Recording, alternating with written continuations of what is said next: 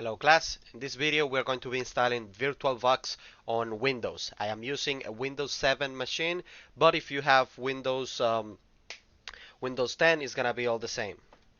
So the first thing we're gonna do is we're going to search for VirtualBox. Click on download VirtualBox 6.0, click on Windows host, and click on save file.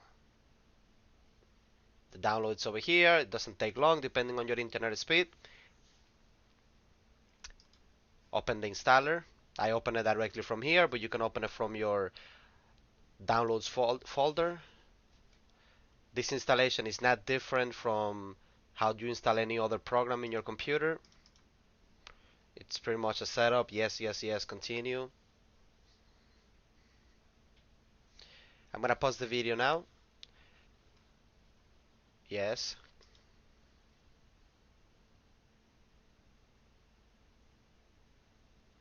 Let's click on install. Let's click on install. Install. Finish. There you go. The installation is done.